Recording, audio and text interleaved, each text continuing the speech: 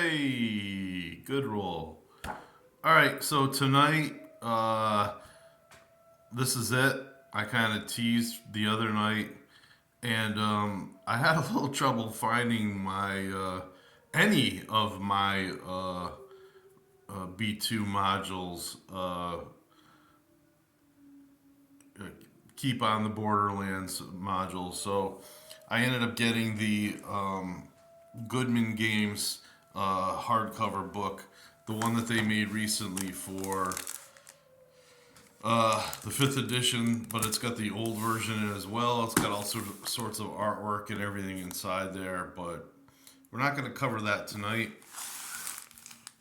We're going to cover the return to the keep on the Borderlands. I don't know the print run for this. All I know is that it came out in the mid to late 90s and it had to be less than maybe 10 or 20,000 copies. I managed to get one. I used to go to this little hobby store in the center of my state, and yeah, yep. Every week they had a lot of things that other stores never had.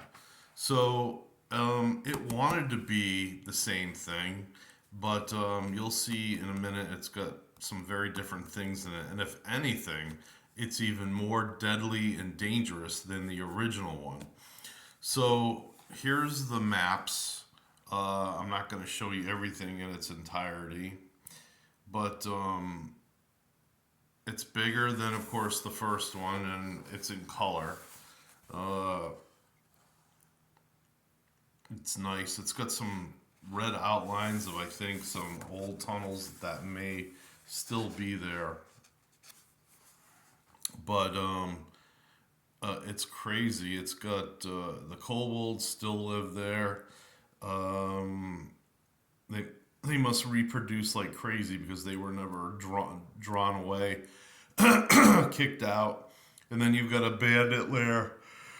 Pardon my yawning. It's late. You've got a former orc lair. It must have some weird stuff in there now.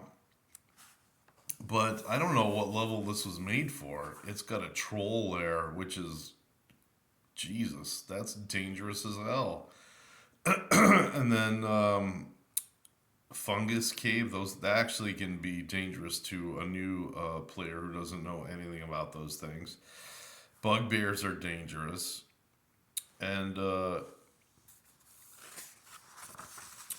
yeah, so they wanted to keep it really difficult, I guess.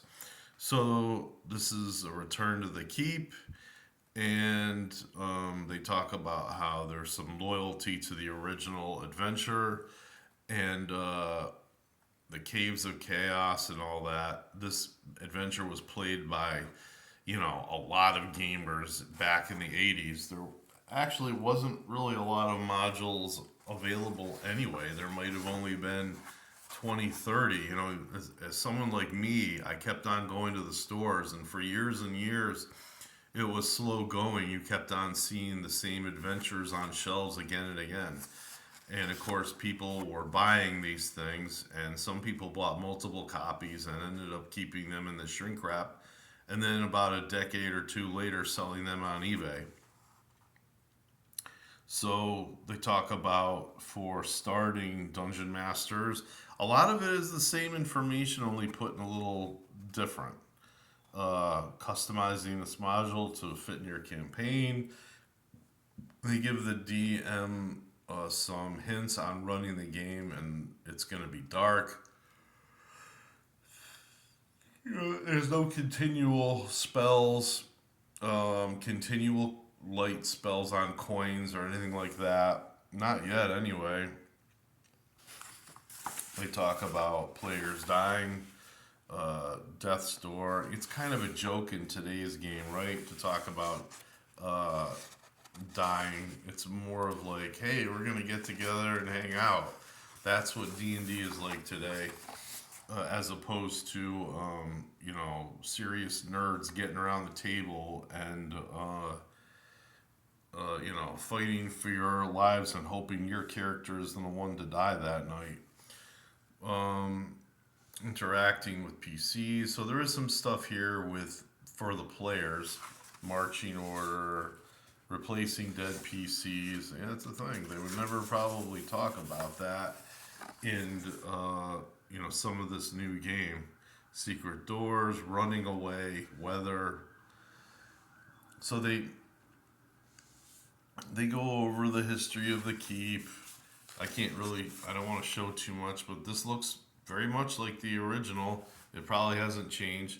I would like to say the art reminds me a lot of maybe the art from like, what was it, Sin City, something like that by Miller. I forget. The artwork's not that great. It's very, it's almost like they penciled and then they inked over it and just erased the pencil. And they decided to like, hey, wherever there's any kind of bright spot, we're not gonna ink that in.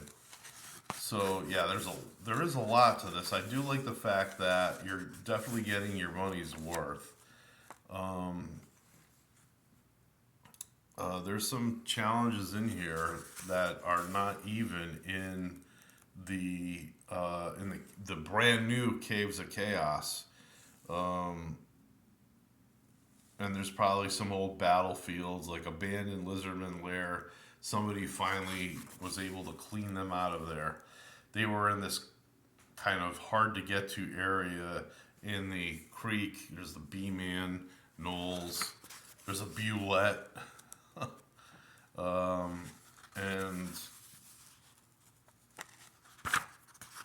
it's all kind of some basic stuff here. However, that is a deadly encounter. A will-o-wisp for first, second, third edition level characters. That's like a 9 or 10 hit dice monster.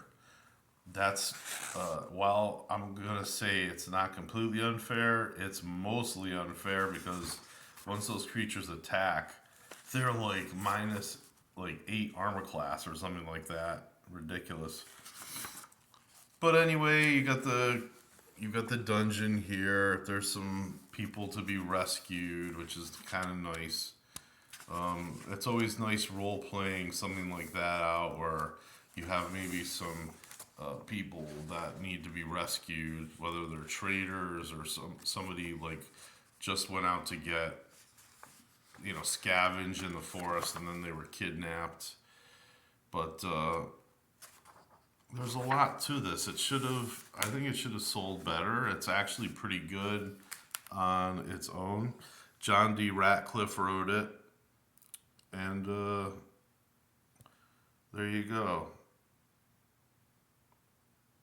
Well, let's see. Yep. This one will never gain the reputation of the first because, of course, the first will always be special. But I think they also made a return to White Plume Mountain, something like that. So there's this and that, and I think that's all I pretty much know about. I know that there was a third edition, uh, like return to the Temple of Elemental Evil. I've got it, and I've always wanted to convert it, but honestly, it would take me probably around 50 to 80 hours to rewrite some of the things in there. But this is interesting. Hey, have a good evening.